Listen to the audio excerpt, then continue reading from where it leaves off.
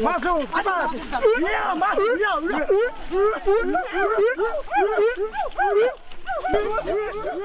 Kayu besi rawa sepanjang 17 meter ini disiapkan untuk membuat salib. Melihat panjangnya, timbul pertanyaan, siapakah yang akan disalib? Siapapun itu, pasti sesuatu yang lebih besar dari mereka. Tapi Frankie Woro, Casimilus Awe, dan warga suku Auyu di Papua Selatan ini tak akan melukai siapapun. Mereka memakai salib ini sebagai tanda perlawanan.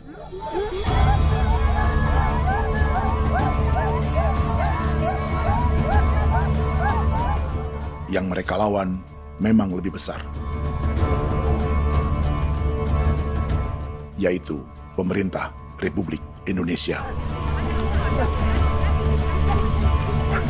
Pemerintah sedang mengincar 2,5 juta hektar hutan orang Papua untuk proyek tanaman industri pangan dan energi.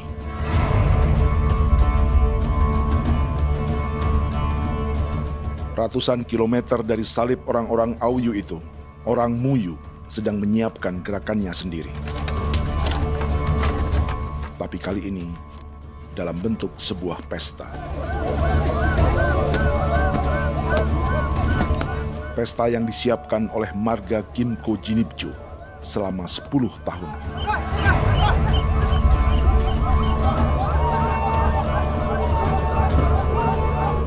Sosok di marga ini adalah Willem Kimco, orang asli Papua yang tak punya kartu identitas kewarganegaraan manapun.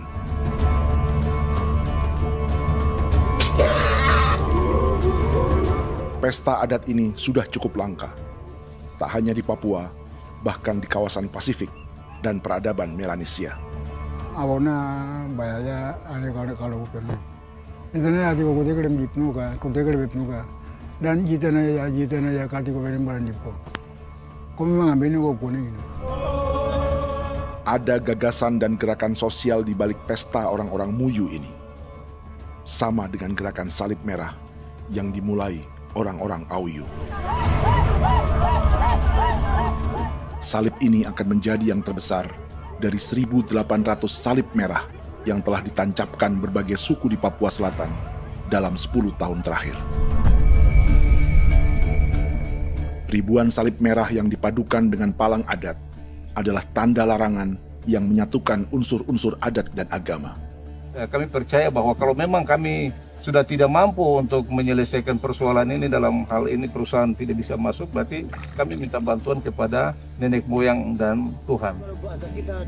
Atribut perang orang Auyu ini diukir atau dilukis, digambar di batang salib ini dengan tujuan bahwa kami larang dengan sangat keras. Jadi apabila siapapun baik dari antara kita sendiri yang melanggar batas ataupun pihak lain yang mengganggu keselamatan hak tanah adat kami, maka kami siap untuk melakukan ancaman perang.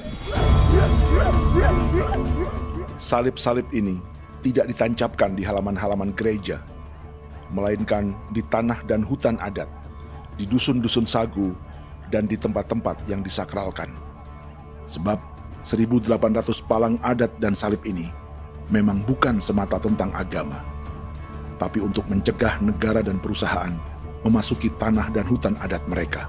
Papua bukan tanah kosong.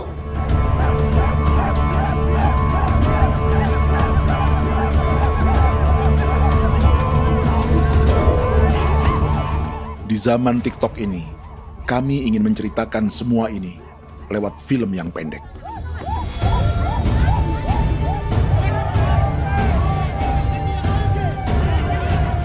Tapi kami jelas gagal.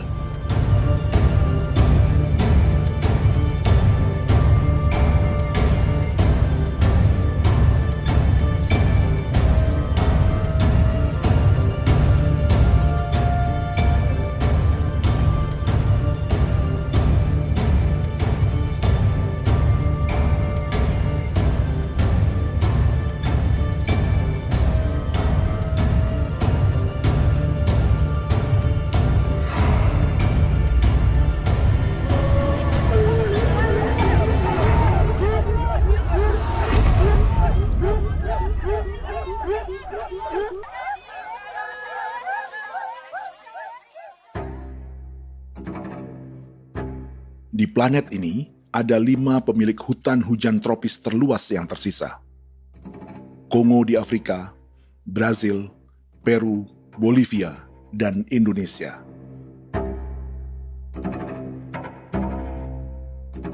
Di Indonesia, satu-satunya pulau yang hutannya masih terjaga adalah Papua, pulau terbesar kedua di dunia setelah Greenland. Lewat sejarah kolonialisme yang panjang, pulau ini kini dikuasai 2 negara. Bagian barat oleh Indonesia yang juga dikenal sebagai West Papua, dan bagian timur menjadi Papua Nugini. Dan tepat di perbatasan ini, di bagian Indonesia, sedang terjadi proyek pemusnahan hutan terbesar di dunia.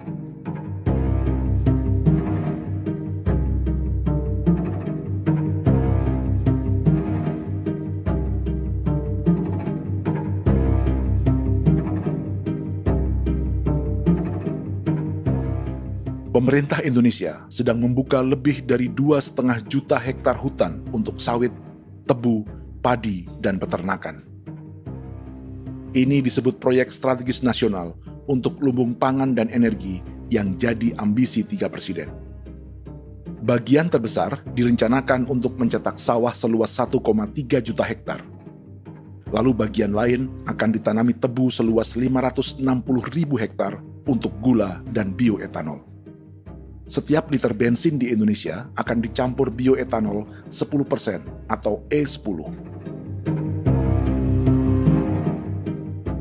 Ada 10 perusahaan di proyek ini, dan semuanya dimiliki oleh 1 keluarga saja. Berikutnya, ada areal sawit seluas 400.000 hektar untuk biodiesel. Targetnya mencampur 50% solar dengan minyak sawit atau B50.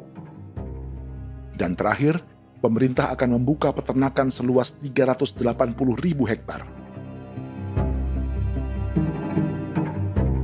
Jadi, apa yang salah dengan proyek pangan dan energi ini? 5 orang Papua dalam film ini akan menjawabnya.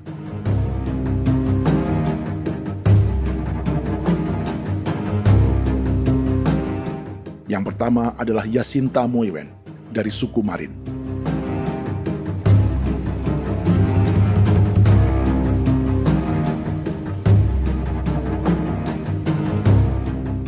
Yasinta dan warga di distrik Ilwayap di Merauke sudah menjadi korban.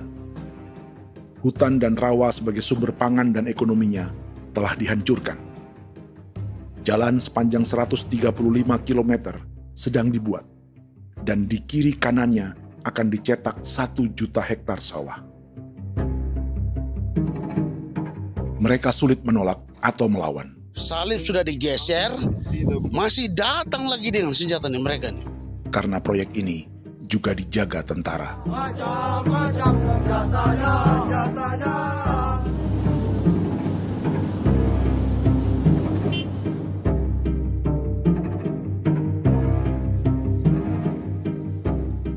Yang kedua adalah Natalis Buer di distrik Tanah Miring, Merauke. Petani milenial ini merasa ditelantarkan. Sebab setelah hutannya diubah menjadi sawah, sebagian sawah-sawah ini tak tergarap. Orang asli Papua seperti Natalis tak punya modal untuk benih, pupuk, perawatan, hingga ongkos panen.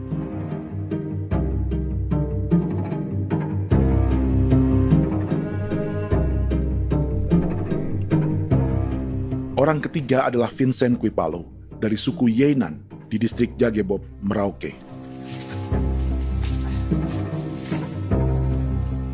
Vincent dan suku Ye sedang menjadi korban. Hutan adat orang-orang Ye sedang dihancurkan untuk perkebunan tebu dan bioetanol. Tanah mereka juga diincar untuk markas-markas militer, pasukan yang akan menjaga proyek pangan dan energi ini.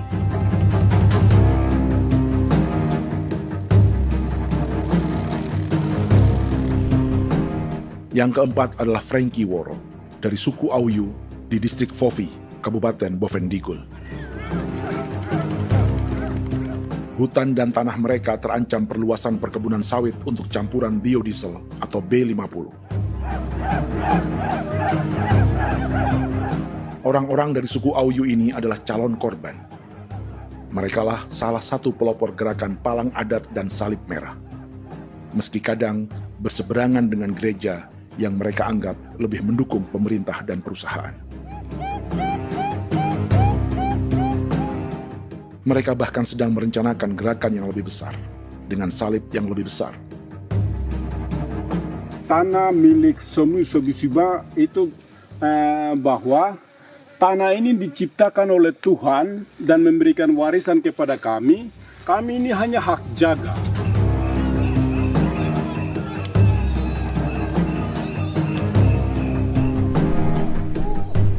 Sosok kelima adalah Willem Kimco dari suku Muyu di Bovendigul.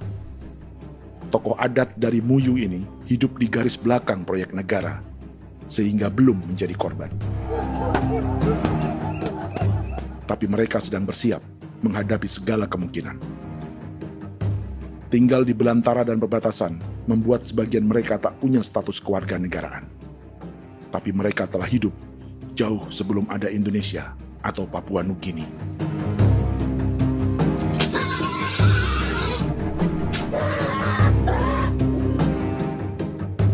Kelimanya mewakili jutaan orang asli Papua yang sedang terancam eksistensinya. Jika kita merasa kepunahan peradaban Neanderthal di Eropa, Aztec dan Inca di Amerika, atau aborigin di Australia adalah sejarah masa lalu, film ini menceritakan bagaimana pemusnahan sebuah bangsa dan kepunahan sebuah peradaban sedang terjadi di masa hidup kita. Kepunahan bukan karena kerusakan lingkungan dan ruang hidup semata, juga karena dihantam 60 tahun operasi militer.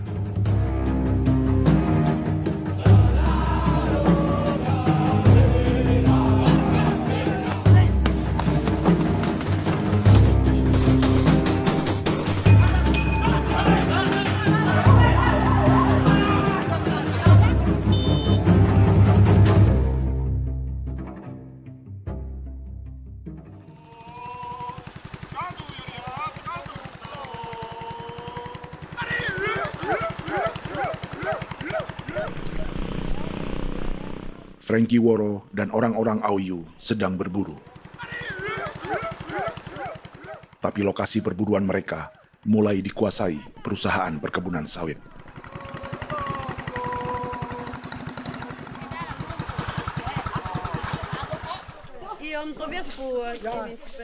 Kita akan menuju arah ke Inabusu. Di sana kami akan masuk di wilayah konsesi perusahaan PT Indo Asiana Lestari, dan di situ ya ada survei-survei mereka yang mereka pernah lakukan, tapi juga kami ada lakukan tanda-tanda saksi di sana.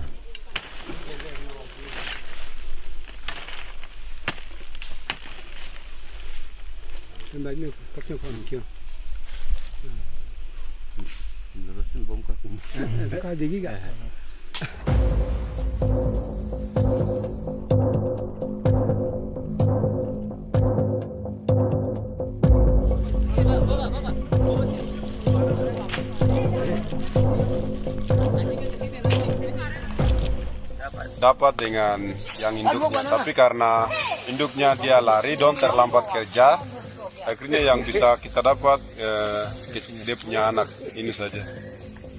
Jadi kalau pakai bahan kayak hasil.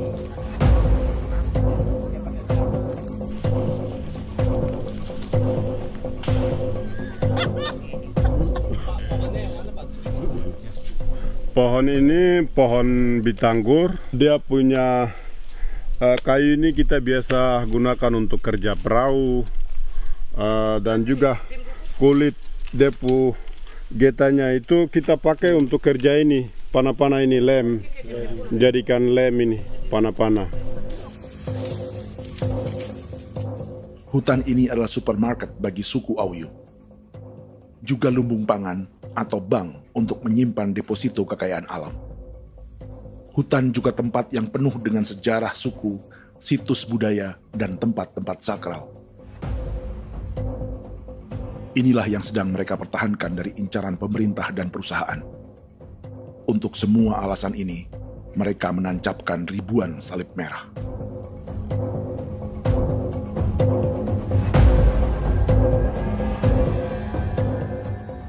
Tapi dari kampung, warga suku Auyu memberi kabar pada Frankie tentang intimidasi oleh aparat negara agar mereka melepas tanah ke perusahaan sawit dan berhenti memasang palang adat dan salib merah. Ada beberapa titik yang saya sudah siap, tetapi di sini emergensi dari saya, terutama di Kampung Sokangon, PT Damai Timber. Dia mengganggu saya dengan menggunakan kekerasan maupun pihak hukum. Dan kemarin saya ada pernyataan penolakan secara resmi, tapi masih tetap dengan menggunakan pihak hukum untuk masuk, untuk harus dituntut saya untuk harus diterima perusahaan itu. Kita di situ ada 15 marga, tetapi 15 marga juga tidak setuju. Marga-marga siapa yang terima dan marga-marga mana saja yang menolak. Nanti kita lihat dari pertimbangan itu, dan di situ dan kita undang mereka untuk bicara dengan kami. Sebagai sosok yang aktif dalam gerakan, warga Auyu terus memberi informasi lapangan kepada Frankie yang tak selalu berada di kampungnya. Izin pernyataan yang mereka paksa saya untuk tanda tangan itu, tapi sementara saya tidak tanda tangan. Data semua ada di tangan saya. Ya. Baik, kalau gitu itu lebih bagus karena tanda tangan itu yang berbahaya. Iya. Tanda tangan itu yang lebih berbahaya karena sekarang ini modern dan canggih, dan itu yang mereka biasa pakai untuk tipu muslihat. Mereka biasa pakai itu di tanda tangan itu. Betul. Dari Bambisa juga di Sofia dia masuk untuk memaksakan kami marga untuk harus menerima perusahaan itu. Tapi kemarin kami sudah menolak. Babinsa di sini nama bosku. Itu yang sekarang strategi militer yang sekarang mereka pakai. Jadi yang penting masyarakat itu yang benar-benar mau menolak siap dukung ketua marga siapa yang nanti tampil. Ini adalah peta konsesi sawit untuk biodiesel dalam proyek strategis nasional. Dan di distrik Fofi inilah, orang-orang Auyu hidup dari sungai dan hutan. Tapi Frankie di Bovendigul masih lebih beruntung. Setidaknya dibandingkan Yasinta Moyen di Merauke yang sudah kehilangan hutan dan rawanya.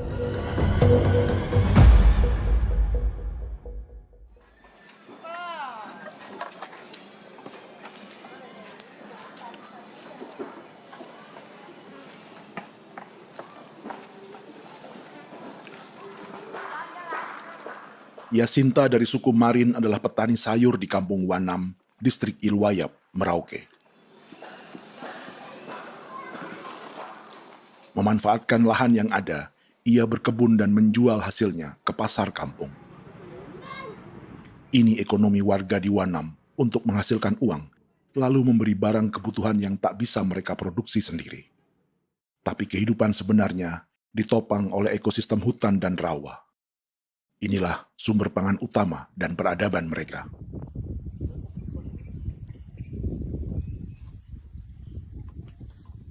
Namun ketenangan ini diusik ketika tiba-tiba pada Mei 2024, di Pelabuhan Wanam datang ratusan alat berat untuk proyek pangan dan energi pemerintah.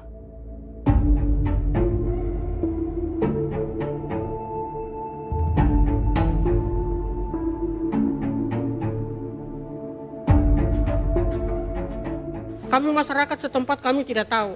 Kami kaget pagi-pagi kapal sudah ada di pelabuhan kami.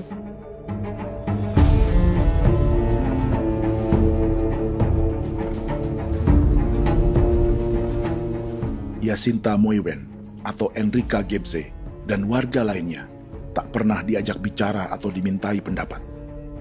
Seakan-akan Papua adalah tanah kosong. Kita suka kaget yang dong bawa turun alat berat dong bawa turun, kita kaget masyarakat. Dorang subongkar itu kayu-kayu.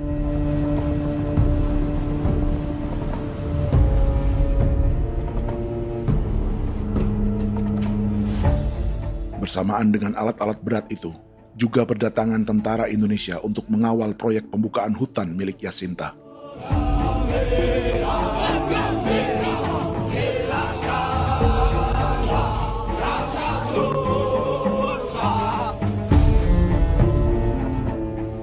Ribu alat berat didatangkan dari Cina ke Papua oleh perusahaan bernama John Lin Group sebagai kontraktor pemerintah.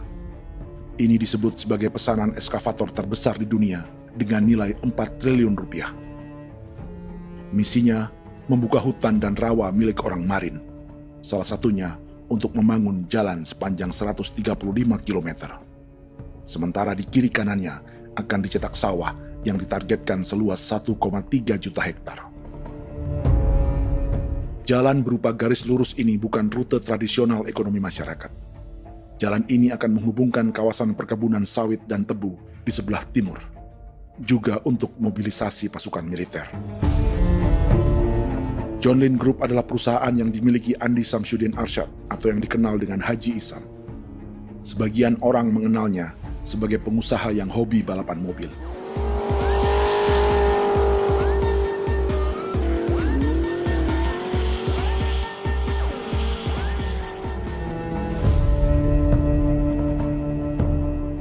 Tapi di Kalimantan, ia berbisnis batu bara, perkebunan sawit, pengolahan karet, penerbangan, perkapalan, dan biodiesel. John Lin Group kini juga menjadi pemilik perkebunan tebu dan pabrik gula terbesar di Indonesia. Sayapnya melebar dari Kalimantan hingga ke Bombana, Sulawesi Tenggara. Perkebunan tebu, pabrik gula, dan industri bioetanol inilah yang juga sedang dikembangkan di Papua. Foto ini adalah momen ketika Isam bersama kerabatnya, Menteri Pertanian Amran Sulaiman dan Menteri Pertahanan Syafri Samsudin meluncurkan program biodiesel atau B50 di Kalimantan Selatan. B50 artinya setiap 1 liter solar, 50%-nya akan dicampur minyak sawit. Perusahaannya, PT John Lin Agroraya, menjadi salah satu pemainnya.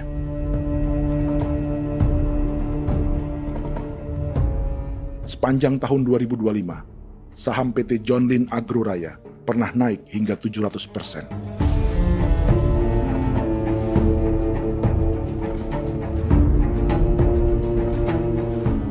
Perusahaan sawitnya yang lain, PT Pradiksi Gunatama, sahamnya bahkan pernah naik 4.000% hanya dalam 1 tahun. Dari harga saham ini saja, nilai kekayaan keluarga Isam diperkirakan mencapai 100 triliun rupiah lebih, menjadikannya salah satu keluarga terkaya di Indonesia dan salah satu pemain penting industri bioenergi. Dan di Papua Selatan inilah sebagian sawit-sawit untuk mendukung program B50 akan ditanam. Inilah tanah orang-orang Wambon, Muyu, Marin, Yei, atau Auyu seperti Frankie Ward.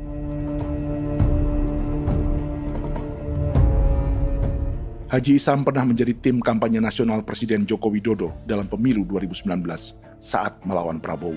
Bintang Mahaputra Utama diberikan kepada Saudara Andi Syamsuddin Arsyad. Beliau berjasa luar biasa dalam mendorong pertumbuhan ekonomi daerah maupun nasional. Setelah menjadi presiden, Prabowo memberi gelar kehormatan Bintang Mahaputra Utama pada Isam.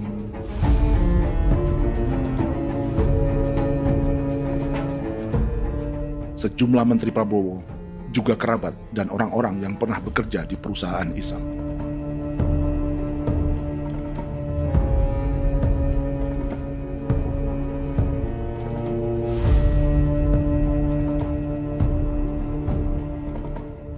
Lawan sebesar inilah yang sedang dihadapi Jacinta di kampung Wanam, Merauke.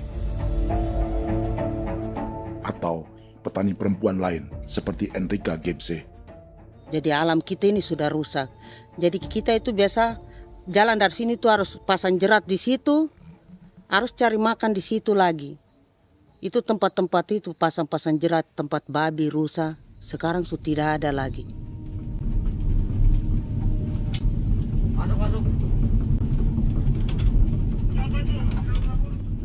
Rekaman ini memberi gambaran bagaimana Kasuari kehilangan rumah di bekas hutan dan rawa yang telah dibabat.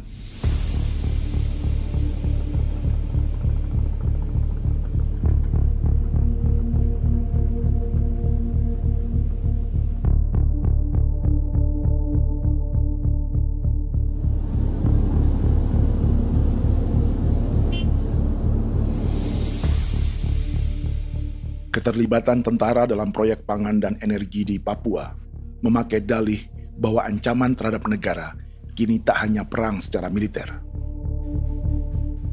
tapi juga melalui pangan dan energi. Kementerian Pertahanan pun terlibat karena proyek ini dianggap operasi militer selain perang. Jadi tugas kamu adalah menjaga sumber cadangan pangan nasional. Macam-macam senjatanya, Proyek ini menambah panjang alasan mempertahankan kehadiran tentara di Papua dalam 60 tahun terakhir. Saat ini, jumlah tentara Indonesia di Papua mencapai 56.000 personel, atau ada 1 tentara untuk setiap 100 orang Papua. Bandingkan dengan rata-rata nasional, di mana hanya ada 1 tentara untuk 696 penduduk Indonesia. Itu belum termasuk polisi. Artinya, 1 orang Papua dijaga lebih banyak senjata dari rata-rata penduduk Indonesia. Tanah dan hutan diambil secara sepihak untuk kepentingan pembangunan batalion dan bandar antariksa. Ini bentuk perampasan masyarakat. Penolakan kehadiran markas-markas militer terjadi di sejumlah tempat di Papua. Tak hanya karena trauma dan ketakutan, juga karena mengambil tanah-tanah adat.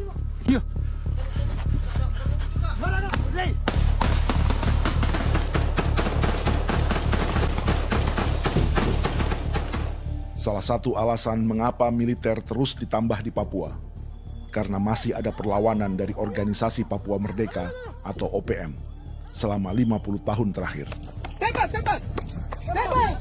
Ayo. Tapi kekuatan militer OPM diperkirakan hanya 1.430 personel dan 360 pucuk senjata. Selebihnya, mereka menggunakan senjata tradisional.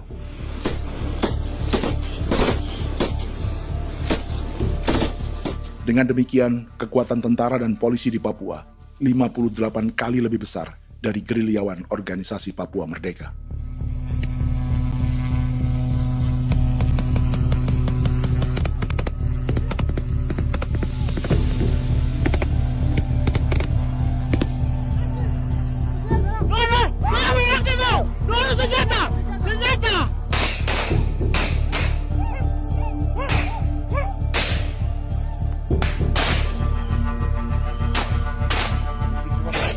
Sebagian tentara berada di garis depan pertempuran, tapi sebagian besar lainnya terlibat operasi non-tempur menjaga proyek pemerintah dan investor swasta.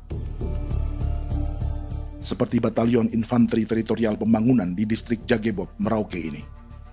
Lokasinya bersebelahan dengan konsesi lahan tebu untuk gula dan bioetanol milik PT Murni Nusantara Mandiri. Baik perusahaan maupun markas militer, keduanya mengambil hutan milik suku Ye dari marga Kuipalo. Tapi orang datang tanam ini saja di sini, tanam papan nama ini. Victor Kuipalo menunjukkan apa yang terjadi. Jadi kita juga kaget ini. Nah, kalau ini papan nama ini memang ini papan nama ditanam tapi bukan haknya mereka yang ini. Ini hak kami di sini, hak dusun kami, marga Kuipalo yang punya hak dusun ini. Setelah memasang patok, alat berat mulai bekerja untuk membangun markas militer di tanah orang Ye.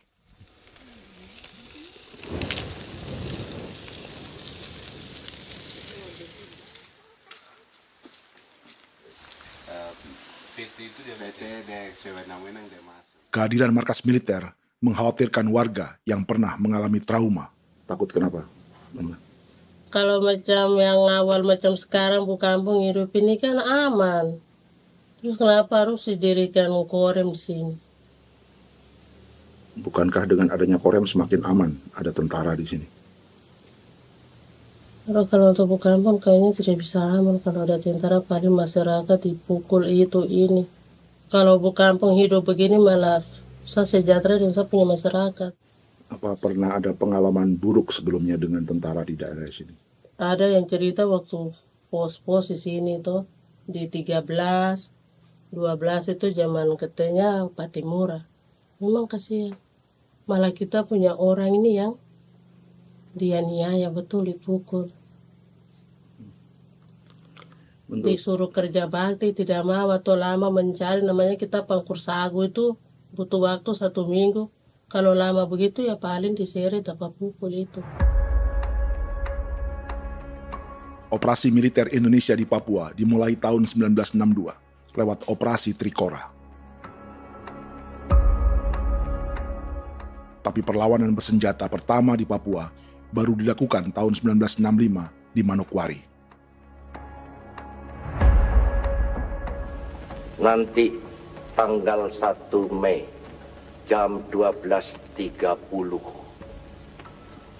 pemerintahan di Irian Barat mutlak akan jatuh di tangan.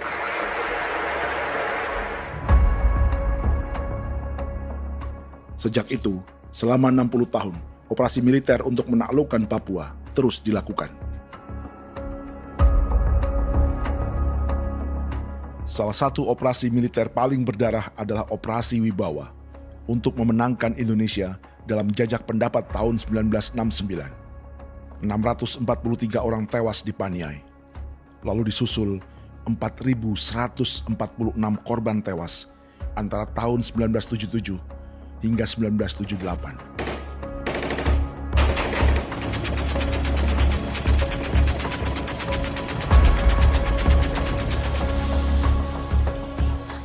Operasi militer ini menimbulkan gelombang pengungsian hingga kini. Dewan Gereja Papua mencatat 103.000 orang menjadi pengungsi pada tahun 2025 dan nyaris tak diberitakan media-media Jakarta.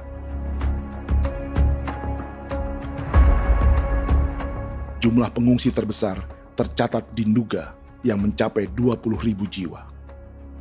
Banyak di antaranya yang sedang hamil, seperti Jubiana, salah satu pengungsi Nduga. Jadi ini takarik mesti kagi be muguruk berselari di namen wane gosel. Bigari me. Egirik menene an nimbo mesle bok selar nene. Wam dak yak lek prak nte oi kore bangal no so ndak lok yo nandam yanet ndang no yat nde nanen di ko nerwa membri wal marwa. Egirik menene wa tri bel no semana.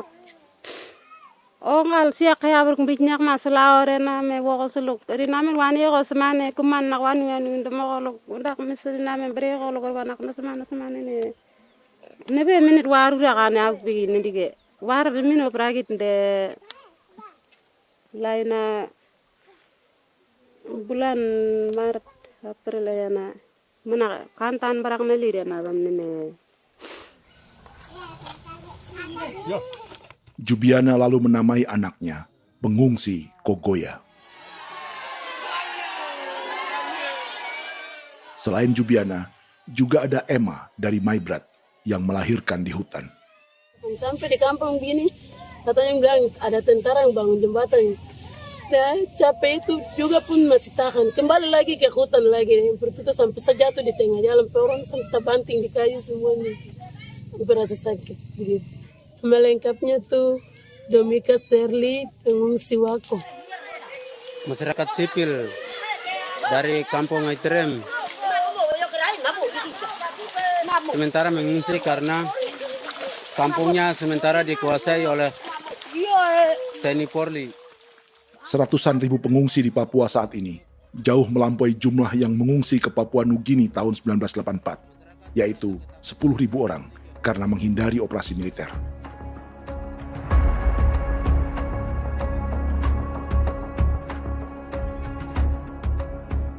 Bersamaan dengan operasi militer, eksploitasi sumber daya alam Papua juga dilakukan sejak masuknya tambang emas dan tembaga Freeport pada tahun 1967.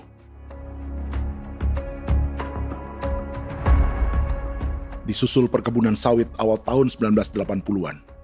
Lalu ada perburuan buaya untuk diambil kulitnya. Sebelumnya, ada eksploitasi gas alam di Teluk Bintuni, pencarian besar-besaran kayu gaharu, atau pembukaan hutan tanaman industri. Ini belum termasuk perburuan dan perdagangan ikan arwana di selatan Papua, penebangan kayu merbau dari hutan-hutan Jayapura, emas di Blok Wabu Intan Jaya, bahkan nikel di pulau-pulau kecil Raja Ampat. Dan kini, dalam skala yang belum pernah terjadi dalam sejarah, Papua dipaksa mencetak sawah, tebu untuk bioetanol, dan sawit untuk biodiesel.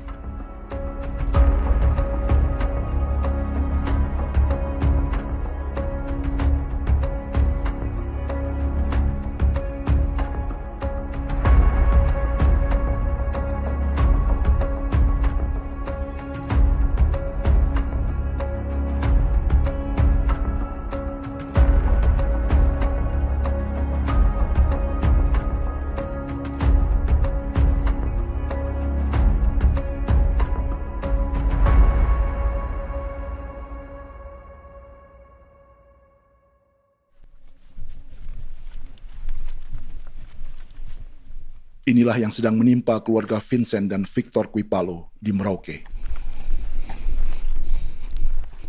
Hutan mereka diambil untuk markas militer dan industri perkebunan, PT Murni Nusantara Mandiri. 1 dari 10 perusahaan yang diberi konsesi untuk menanam tebu dan memproduksi gula serta bioetanol seluas 52.000 hektar.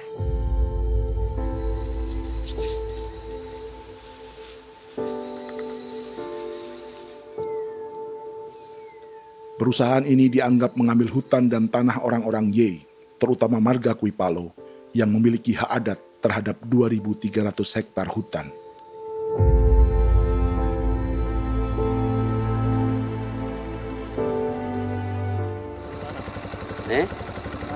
Tentara? Tentara. Oh iya, tentara.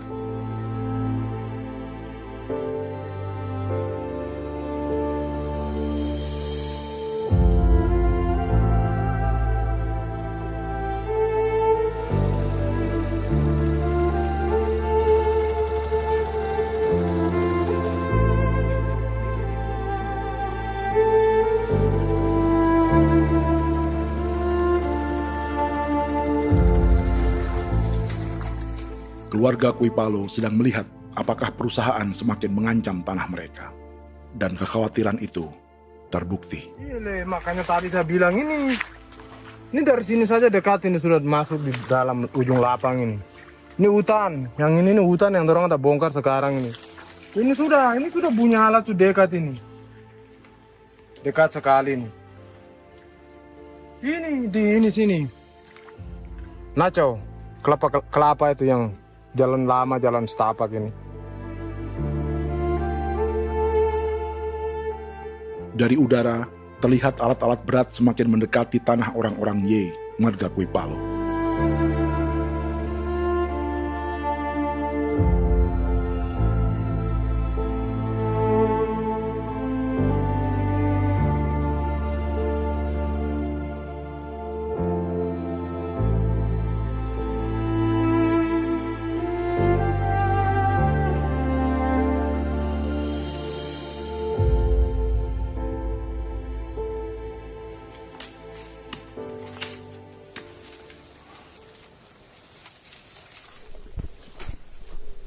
Keesokan harinya, Victor dan kerabatnya memberi tanda cat merah di pohon-pohon yang berada di batas tanah mereka.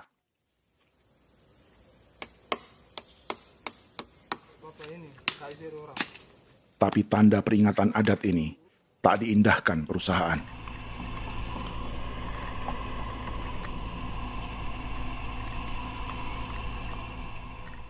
Dua bulan kemudian, perusahaan tetap memasuki tanah marga Kuipalo. Sama. Kami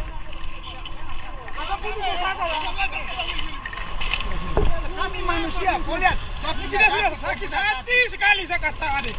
Ini sama baik ini kalau tidak berubah lagi tangan. Kami juga punya tangan, hanya beda rambut. Mister itu juga. Wah, buka. Tidak.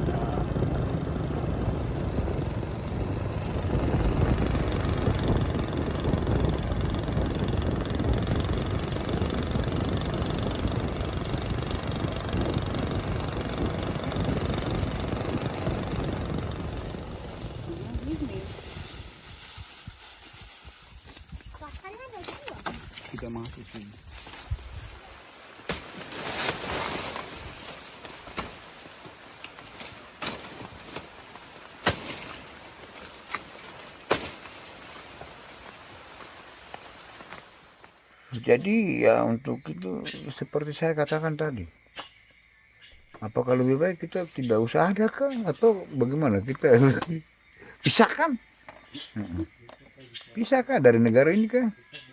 Jangankan tuh, saya kemarin bicara sama Daniel, datang sama saya dengan persoalan Kodam ini.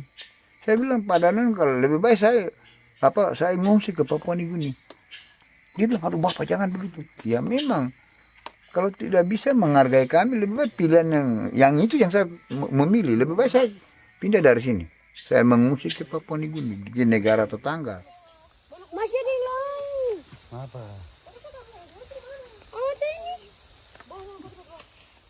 Saya bilang sama Kapolsek, Pak Agustus ini, 17 Agustus saya tidak kasih naik bendera merah putih. Saya bendera ada, nanti saya taruh di meja. Bendera saya ada.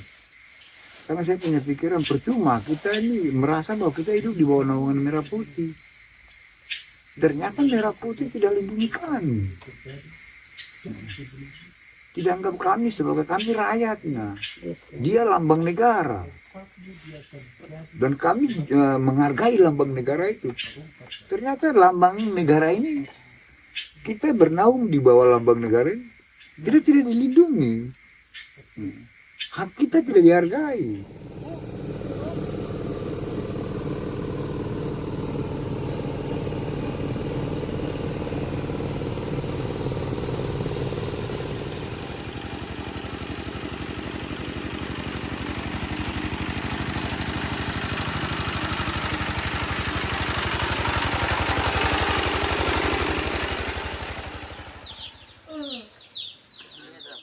Marga Kuipalo dari suku Ye terus mendapat teror dan intimidasi agar melepas tanah mereka yang hanya dihargai Rp300.000 per hektar.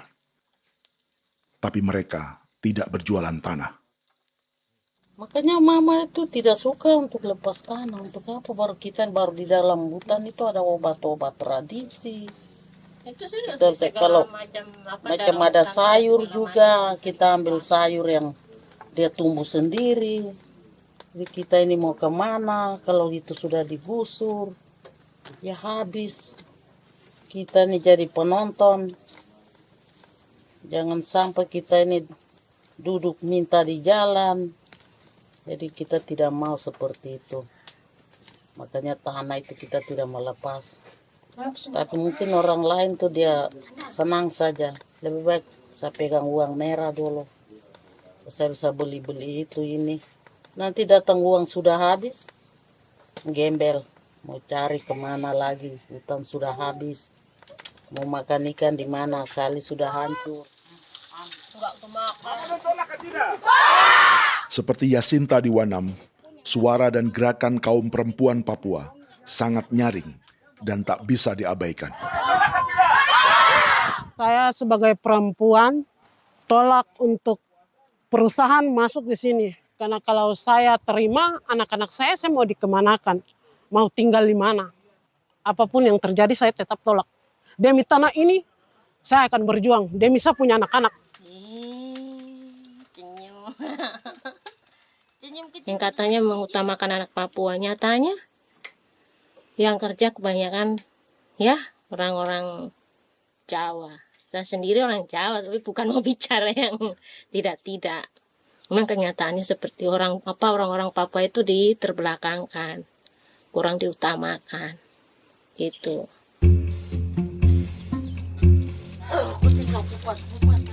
Proyek food estate seperti mencetak sawah, bukannya tak diikuti warga Papua.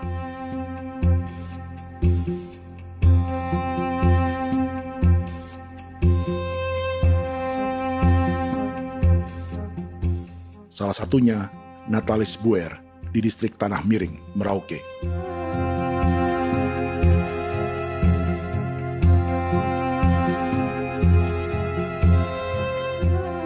Setelah menghabisi hutan, pemerintah Indonesia mencetak sawah untuk tanaman padi karena beras mulai menjadi makanan pokok menggantikan sagu.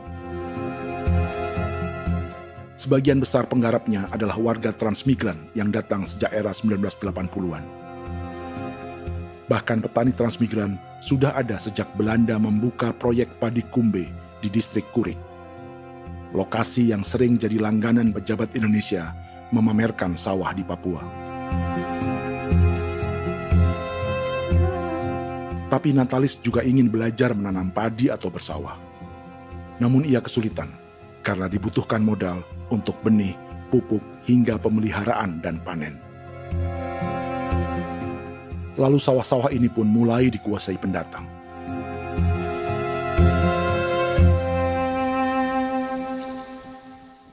Tapi sejauh ini di kampung kami ini yang saya lihat memang ada kelompok kami punya di sini yang sudah tergabung dalam Gapoktan, kemudian masuk dalam optimalisasi lahan.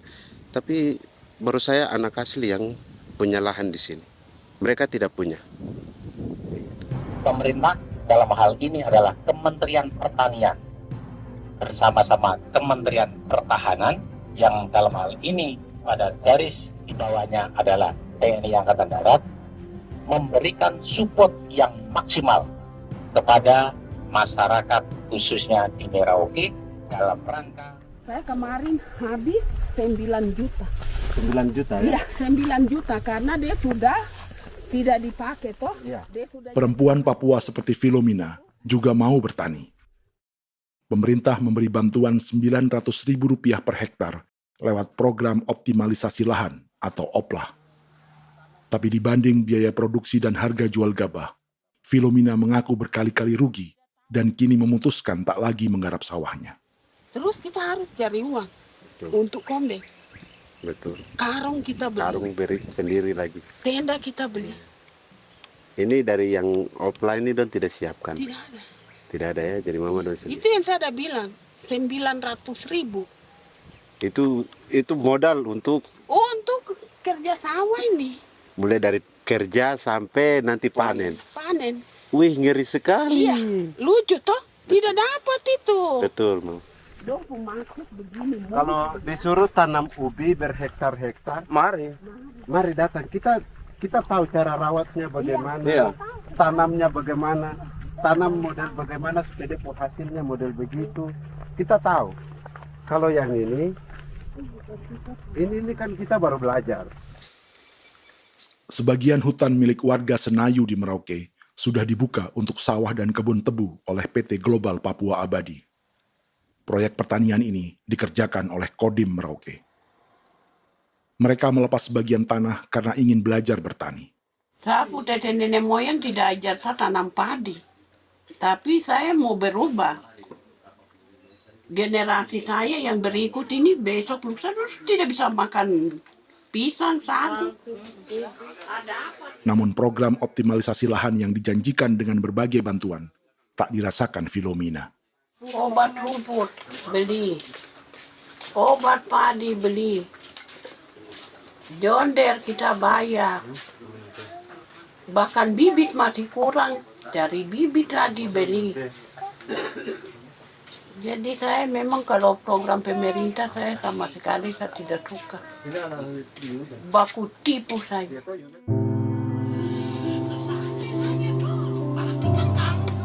Mereka merasa ditinggalkan sendiri, jatuh bangun belajar bertani padi. Sementara sumber pangan dan air yang semula mudah didapat, kini telah berganti sawah dan kebun tebu. Dulu kita masih bisa jalan, nanti masak di kali, pakai air kali. Minum pakai air kali. Sekarang, kok mau masak? Tidak ada air. Air sudah susu, mau minum tidak bisa. Sudah dengan obat. Drone semprot tebu itu saja drone. Drone yang semprot. Saya lihat di itu. Jadi kita bukan drone yang terbang di atas untuk disemprot. Iya, itu semprot obat. Dong lempar pupuk di bawah ya dia mengalir ke kali. Mengalir ke kali, ke rawa-rawa.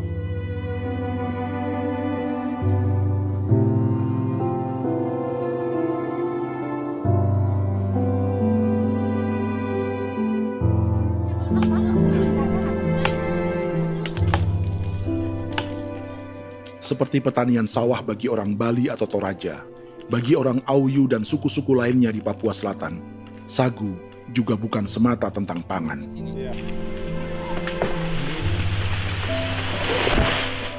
Bagi orang Auyu dan Marin, sagu adalah kerabat, sosok orang tua, sosok nenek moyang yang harus dijaga dan dilindungi. Lagi bikin apa mama ini mama? Pakai toko itu sagu.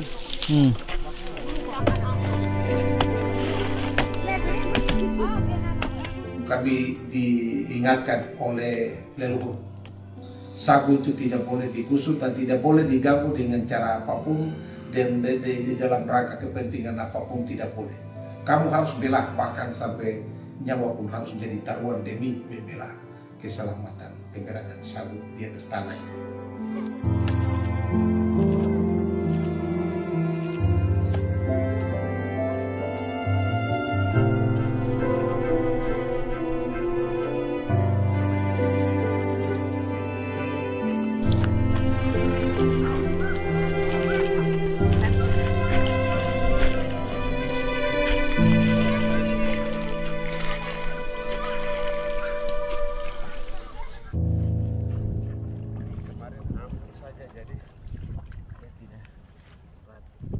Menurut Natalis, pemerintah di Jakarta mendefinisikan lumbung pangan semata urusan beras dan mencetak sawah.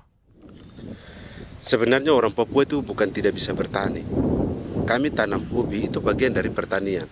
Nah, pertanian yang dimaksud oleh pemerintah itu harusnya selalu, itu kalau bisa pemerintah harus spesifikkan pertanian apa yang dimaksud, pertanian tanam padi atau pertanian tanam ubi, petasan dan lain-lain. Ini yang harus dispesifikkan dulu. Begitu, sehingga tidak menjustifikasi kami orang asli Marin bahwa kami tidak bisa bertani. Bukan.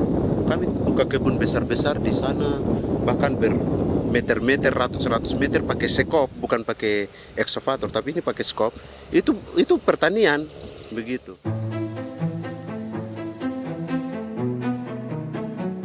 Bagi Natalis, alih-alih memaksimalkan sawah-sawah yang sudah ada untuk petani Papua, pemerintah selalu membuka hutan baru, seperti dikerjakan perusahaan John Lynn Group dan melibatkan tentara. Padahal, sejarah keterlibatan militer dalam proyek food estate atau cetak sawah adalah sejarah kegagalan yang bertubi-tubi 4 presiden selama 30 tahun terakhir.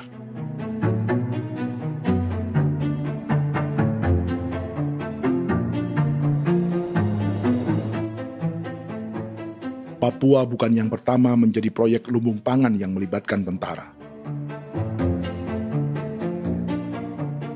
Kalimantan telah menjadi korban 30 tahun sebelumnya.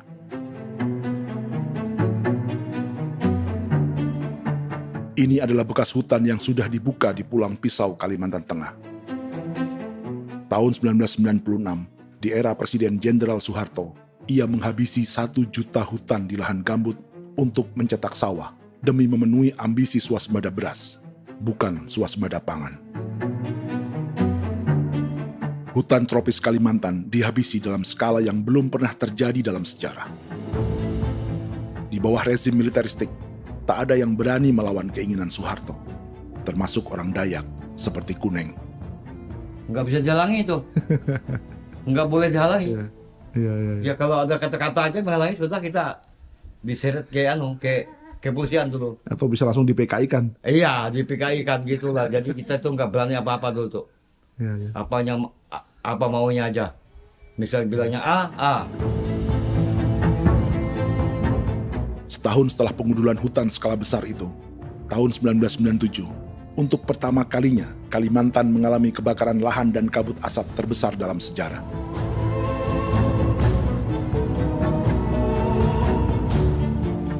Sebagai ilustrasi, ini kondisi kabut asap tahun 2015.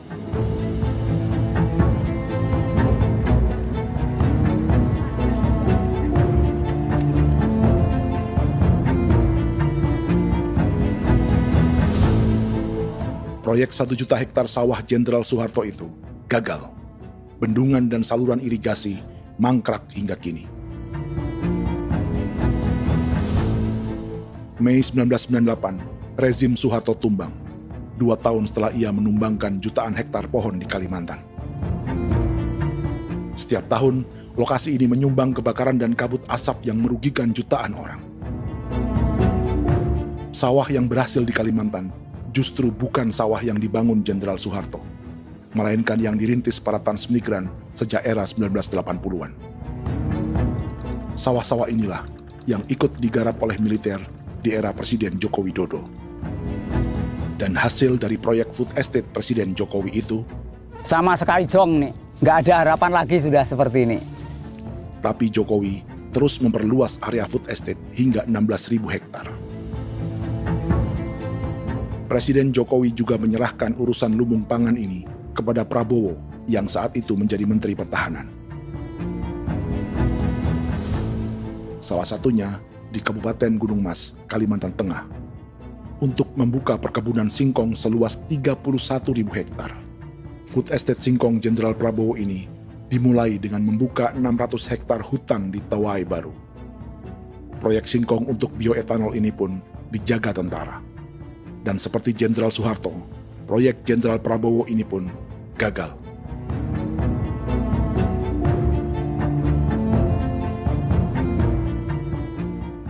Dengan reputasi ini, Joko Widodo dan Prabowo justru sedang membuka 2,5 juta hektar di Papua.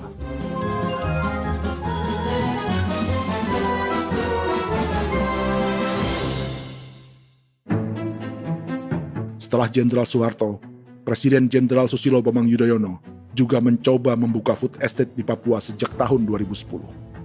Namanya Merauke Integrated Food and Energy Estate atau MIFE. Proyek ini juga gagal. Lalu di lokasi yang sama, Jokowi berusaha meneruskan dengan proyek mencetak sawah 1,2 juta hektar yang juga gagal. Sekarang yang paling siap adalah 1,2 hektar. Yang 1,2 juta hektar.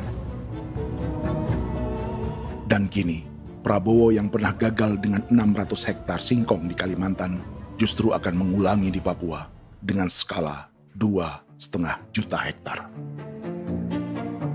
Di daerah Papua pun harus ditanam kelapa sawit supaya bisa menghasilkan juga BBM dari kelapa sawit.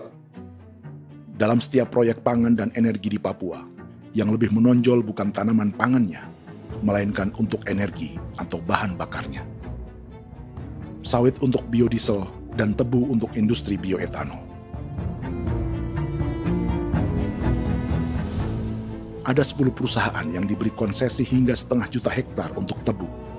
Dan 10 perusahaan itu dimiliki oleh 1 keluarga saja.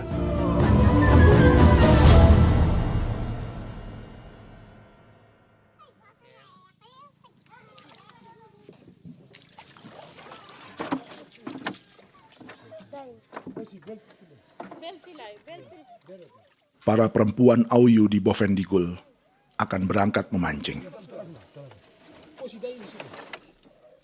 Priska Beni membantu menyiapkan perahu.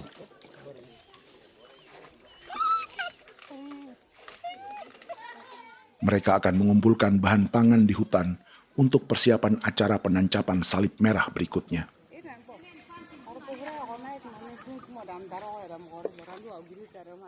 Priska sudah mengambil posisi memancing.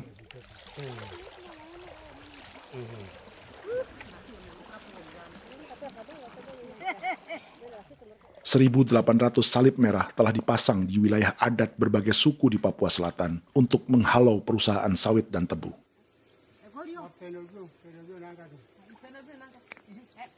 Maria Tebung yang paling muda datang membawa hasil. 2 ekor ikan gastor alias gabus toraja. Sebagai generasi Z, pendidikannya sampai sekolah dasar. Di perusahaan perkebunan seperti sawit atau tebu, ijazah SD hanya bisa menjadi buruh kasar. Tapi ia tak tertarik. Karena kita hidup itu dari alam, kita pancing, juga di darat, bawa anjing, terus bikin pagar sagu, dapat babi, bawa baru kita makan. Jadi kita tidak mau perusahaan masuk. Sementara Priska Beni masih mencari peruntungan. Tapi baginya, menjadi nelayan di Sungai Fofi masih lebih baik daripada bekerja 9 tahun di perkebunan sawit. Sudah pengalaman, jadi kita tidak mau lagi. Seberapa lama ketika kerja itu? Selama di sana. 9 tahun di sana. 9 tahun? Saya baru pulang dari perusahaan. Selama 9 tahun kerja di sawit, bisa punya rumah kah? Atau Tidak. motor kah? Tidak. Johnson kah? Tidak. Cuma makan saja. Pendapatan juga kan tidak lebih. Habis dimakan.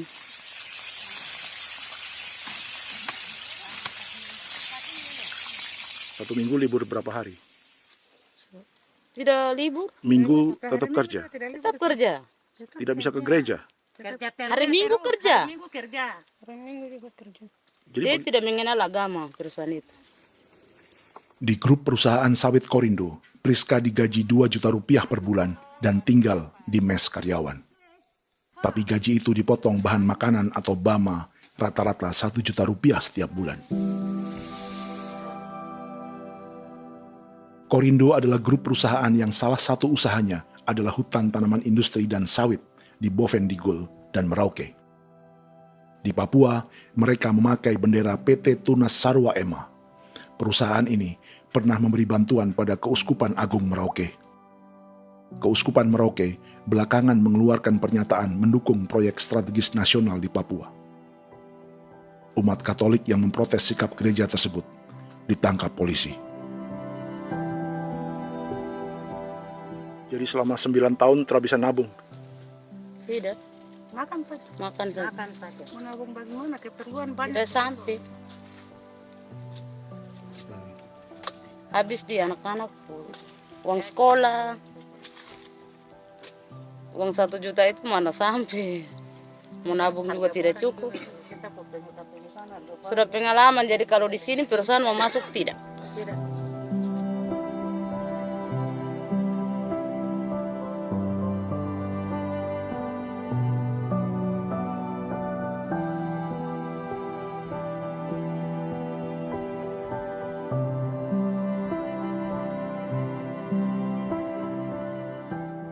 Dan menu makan siang seperti ini agaknya sulit bagi buruh sawit atau tebu yang digaji 2 juta rupiah per bulan.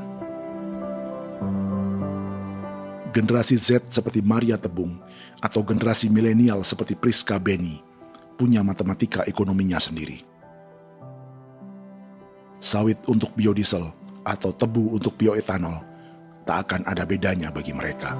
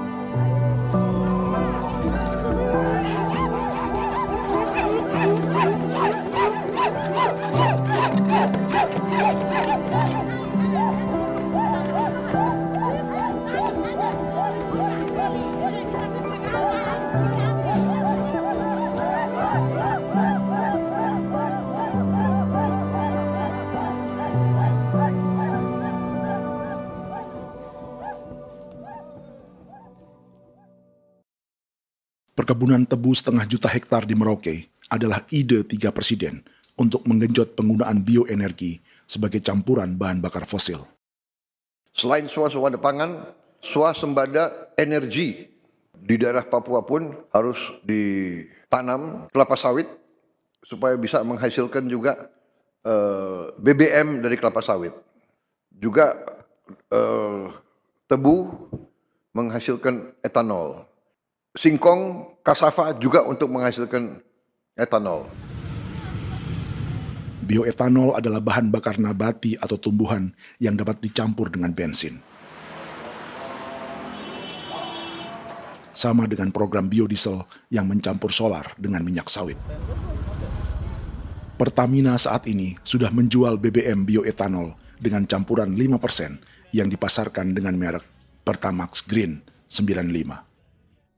Tapi pemerintah ingin menaikkan kadarnya menjadi 10% atau E10. Maka ke depan kita akan mendorong untuk ada E10. Kemarin malam sudah kami rapat dengan Bapak Presiden. Bapak Presiden sudah menyetujui untuk direncanakan mandatori 10% etanol. Idenya untuk mengurangi ketergantungan pada bahan bakar fosil yang diimpor dan menimbulkan polusi.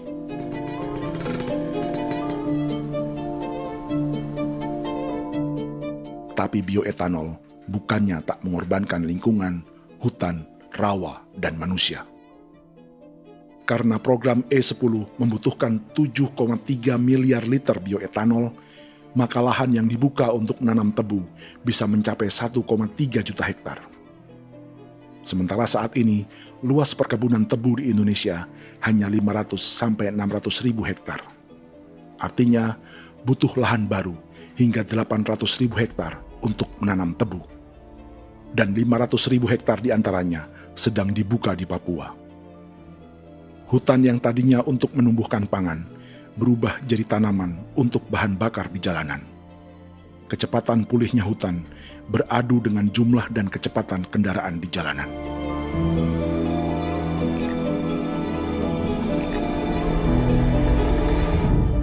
Dahaga terhadap energi tak pernah bisa dipuaskan. Setelah minyak sawit untuk biodiesel, dunia kini merambah singkong, jagung, dan tebu untuk bioetanol. Benua Amerika, Eropa, sebagian Afrika, hingga separuh Asia kini mulai memakai bioetanol sebagai campuran bahan bakar.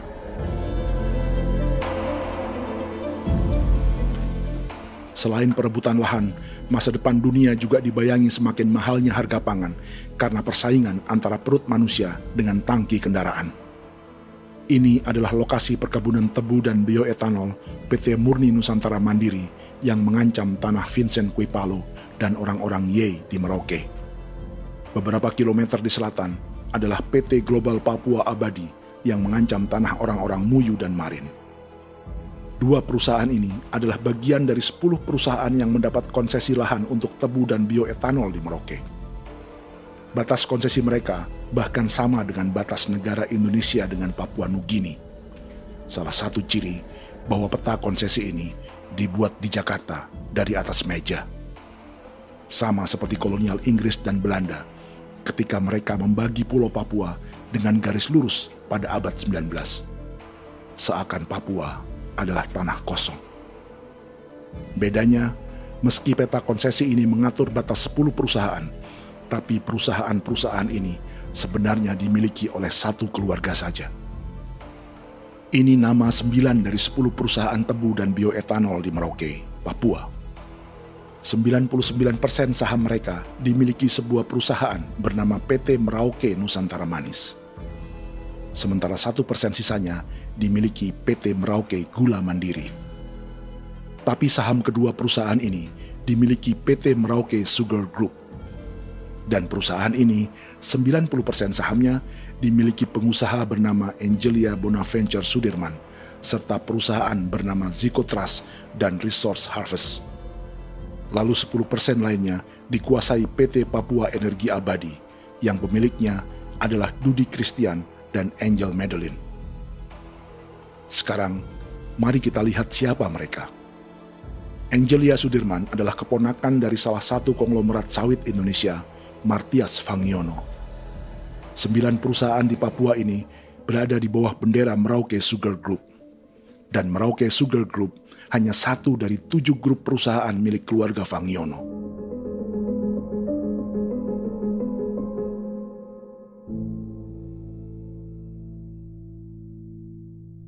Ini Martias Fangiono.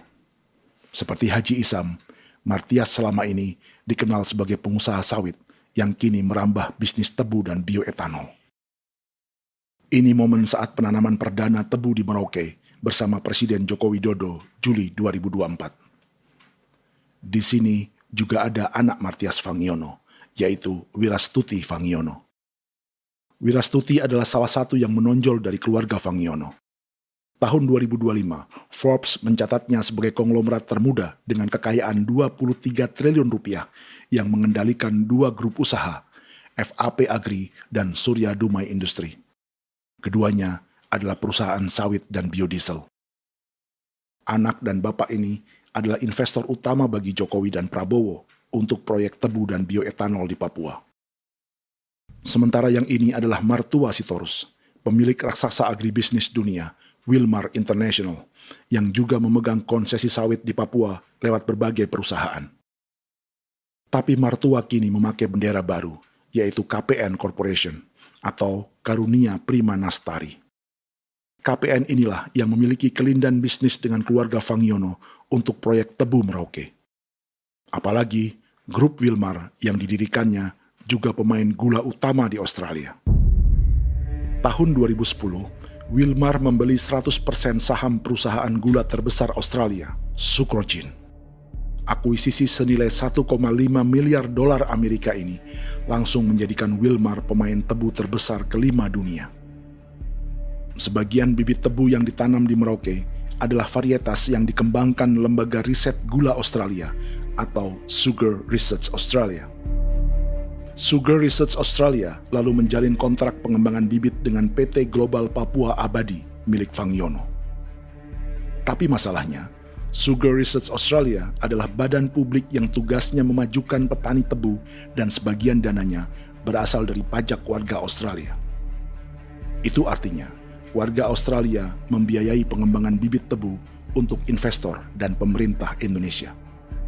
Dokumen ini menunjukkan bahwa lembaga yang dibiayai warga Australia itu pernah memiliki kontrak penyediaan bibit dengan PT Global Papua Abadi milik keluarga Fangiono. Kontrak itu baru berakhir pada November 2024. Artinya, saat Presiden Jokowi dan keluarga Fangiono menanam bibit tebu pada Juli 2024 ini, kontrak itu masih berlaku. Nama lain dalam keluarga ini adalah Siliandra Fangiono, yang pada tahun 2024 dijuluki Raja Sawit Termuda dengan kekayaan 39 triliun rupiah dalam catatan Forbes. Ia mengendalikan grup First Resources. Secara umum, keluarga Fangiono memiliki 20 perusahaan di Sumatera, 32 perusahaan di Kalimantan, 1 di Jakarta, 2 di Singapura, dan 25 perusahaan di Papua. Di Papua, perusahaannya tersebar dari Sorong, Mapi, hingga Merauke. Para politikus dan pejabat Indonesia terus membesarkan konglomerasi, meski Martias Fangiono pernah divonis 1,5 tahun penjara karena kasus pembalakan liar dan kebun sawit ilegal tahun 2007. Sementara tahun 2022, Wilmar terlibat kasus korupsi ekspor minyak sawit dan divonis mengembalikan kerugian negara 11,8 triliun rupiah. Tumpukan uang ini disebut sebagai pembayaran dari grup Wilmar yang diterima secara simbolis oleh Presiden Prabowo pada Juni 2025 lalu. Tapi peran raksasa biodiesel dan bioetanol dunia ini belum akan surut di Indonesia. Bahkan sebaliknya. Sebuah dokumen presentasi bisnis dari Wilmar International Limited pada tahun 2010 ini bisa menjadi petunjuk.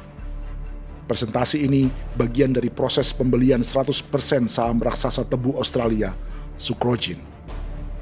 Dalam presentasi ini, Wilmar mengaku ditawari konsesi lahan 200.000 hektar di Papua, atau dulu disebut Irian Jaya, untuk menanam tebu. Dengan penerbangan hanya 2,5 jam dari kantor Sucrogin di kota Townsville ke Merauke, Wilmar akan mengawinkan bisnis gula dan bioetanolnya menjadi pemain dunia. Dan lokasi yang diincar oleh Wilmar adalah distrik Ilwayap di Merauke, kampung halaman Yasinta Moiwen. Dan persis disinilah, 14 tahun kemudian, ribuan eskavator John Lynn Group milik Haji Isam mulai membuka hutan sebagai kontraktor pemerintah. Presentasi dan gagasan ini dibuat oleh Wilmar pada Juli tahun 2010.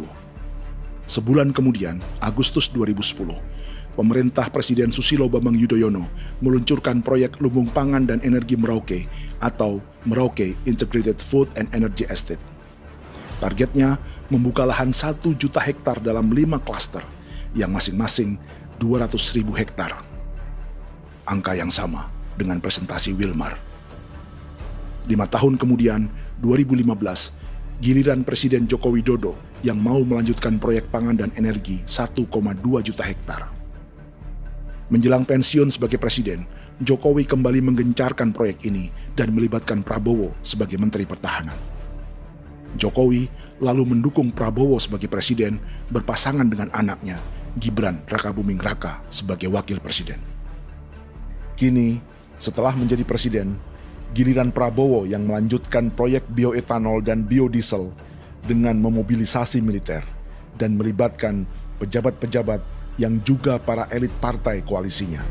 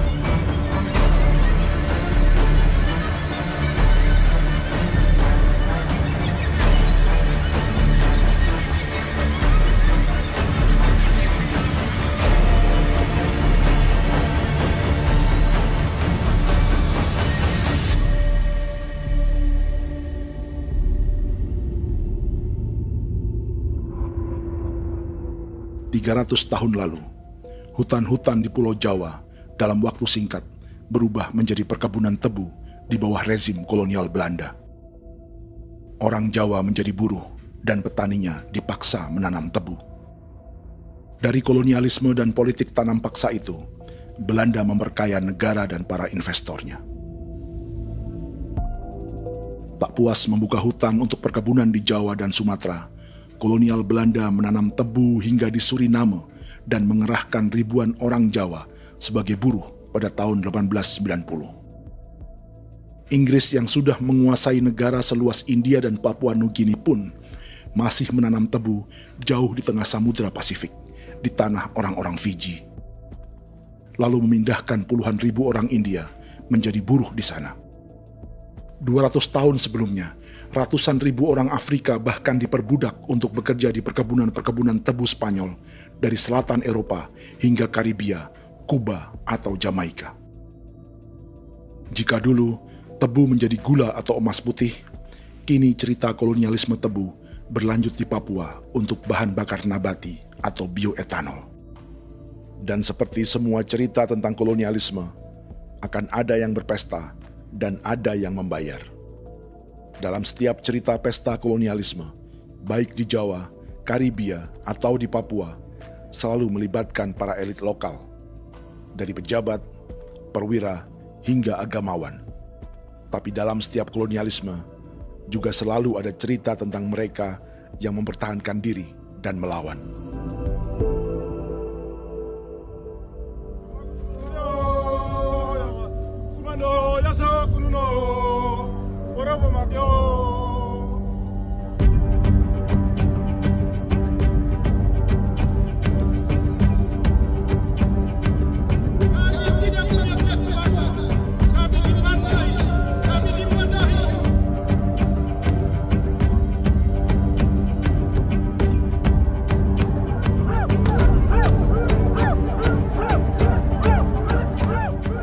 Sejarah Gereja Katolik banyak pemimpin-pemimpin yang adalah tanda petik itu adalah Judas-Judas juga.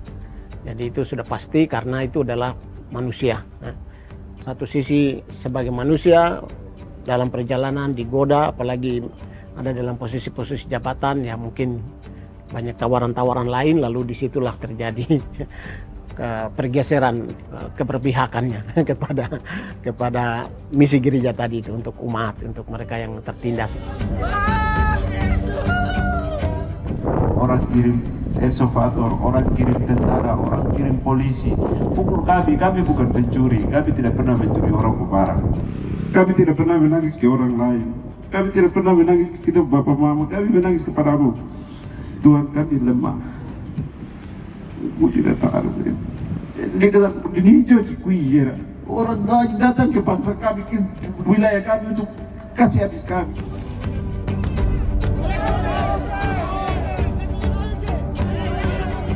Hakimam Dehi, Ya Hakimam Dehi, Bono Ya Hadigul Dehi, Bono Ya Hadigul Dehi.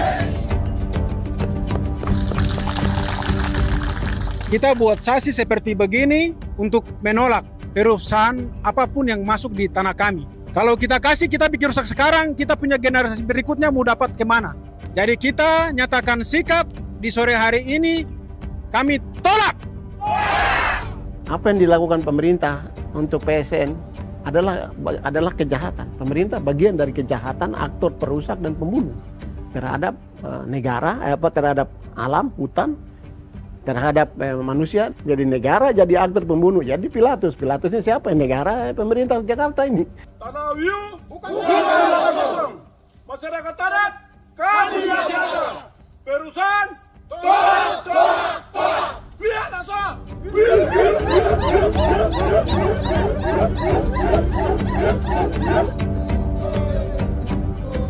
Jika tanah adat dan hutan adat hilang, kami mau hidup di mana?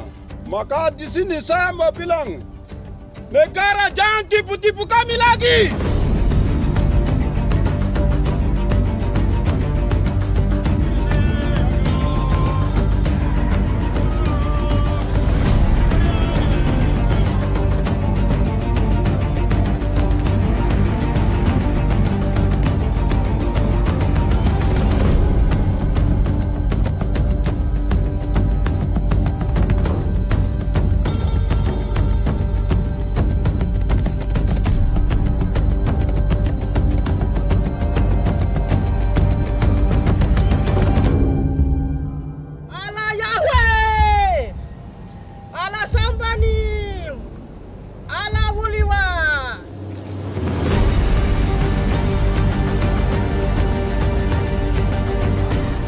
Kalau kami dianggap orang Papua itu bagian daripada Republik ini, tolong hargai kami.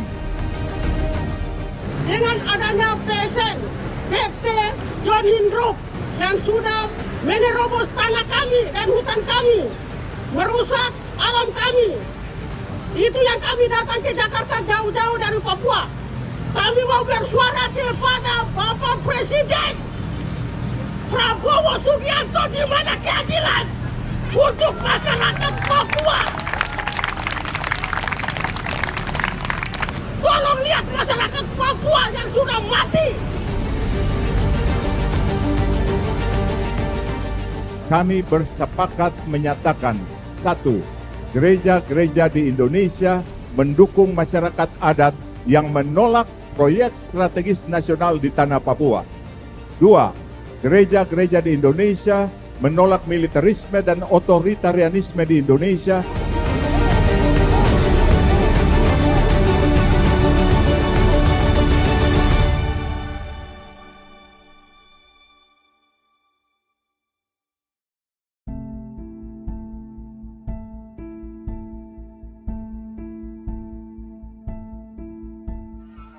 Kita sering merasa banyak hal buruk sudah jadi cerita sejarah.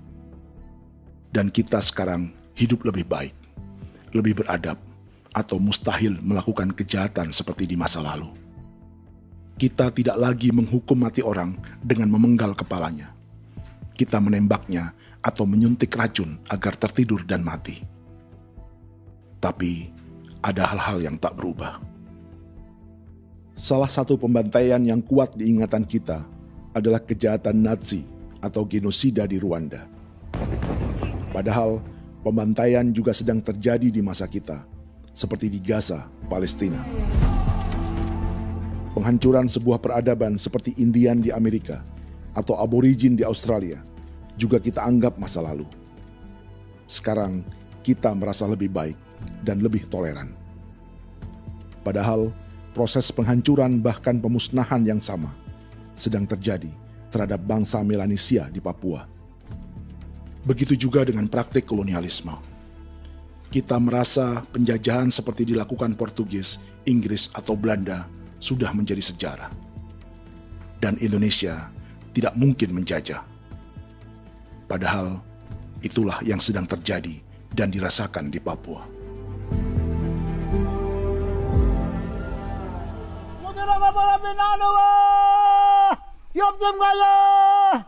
Kawatan Maya, Upaka Maya, anak dia mana nama.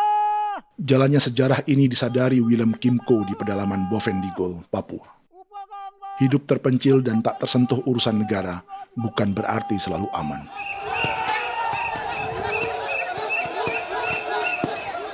Untuk sampai di tempat ini, orang-orang Muyu menempuh 2 hari berjalan kaki mengarungi hutan, lembah, dan sungai. Termasuk mereka yang datang dari perbatasan Papua Nugini. Mereka berkumpul untuk memenuhi undangan pesta adat yang disebut Awon Atatbon atau Pesta Babi. Yang mengundang adalah marga Kimco Jinipjo. Yang dituakan di marga ini adalah Willem Kimco. Ia tak punya kartu tanda penduduk dan kewarganegaraan manapun, baik Indonesia atau Papua Nugini. Tahun 1984, 10.000 orang Papua, terutama suku Muyu, mengungsi ke Papua Nugini untuk menghindari operasi militer Indonesia, termasuk Willem Kimco.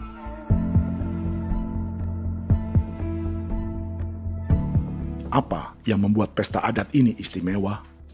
Apa bedanya dengan acara serupa yang dihadiri pejabat, tokoh agama, LSM, atau yang direkam oleh kru televisi dan konten kreator? 13, 14, 15, 18. Pertama, untuk membuat pesta babi, orang Muyu perlu persiapan selama 10 tahun. Sebab, babi-babi yang akan jadi bagian dari pesta ini tak boleh dibeli, alias harus dipelihara sendiri. Babi-babi ini bukan bantuan pejabat pemerintah, gereja, atau LSM.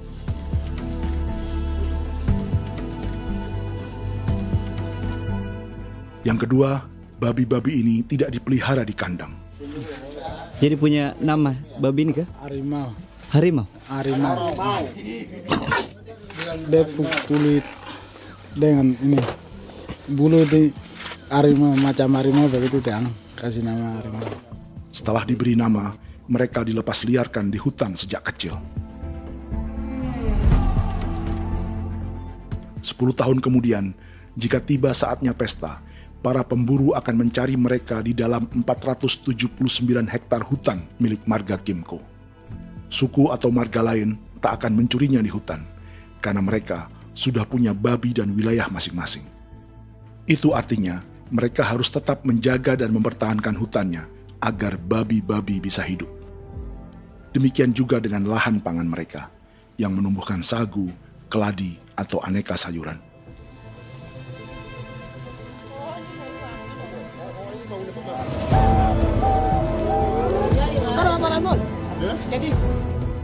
Yang ketiga, dalam Awon Atatbon atau pesta babi, binatang ini tidak dimakan secara gratis. Setiap marga atau klan dalam suku Muyu akan membayar jerih payah tuan rumah menjaga hutan dan memelihara babi.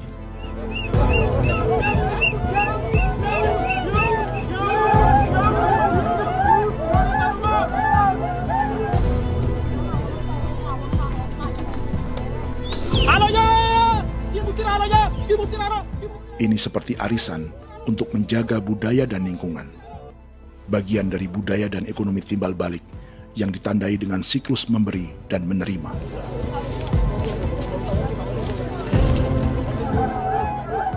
Ini juga cara orang Muyu membangun dan memperluas aliansi. Awon bet begul bet, ulan yau kandoet, asat bet anani, asat bet yang liga anani, oh, ado amten anani, menini tu ni jaga, kepo kemo kau di mana? Kepo kemo mayat ni.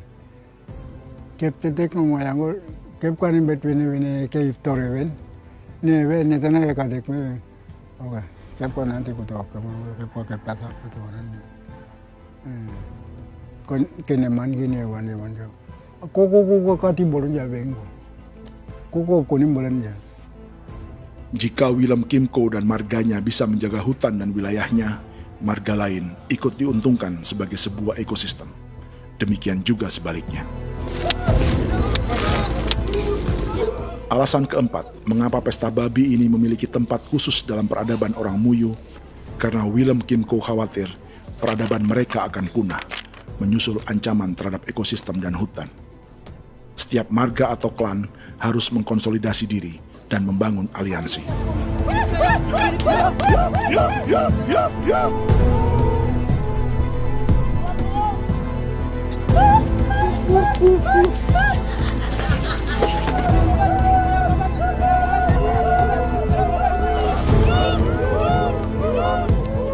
Kekhawatiran Willem dan orang-orang Muyu tak berlebihan. Ruang hidup mereka bersinggungan dengan proyek bioetanol dan biodiesel pemerintah Indonesia. Mereka juga tahu apa yang telah dan sedang menimpa suku lain seperti Auyu di Bovendigul atau Yainan dan Marin Anim di Merauke.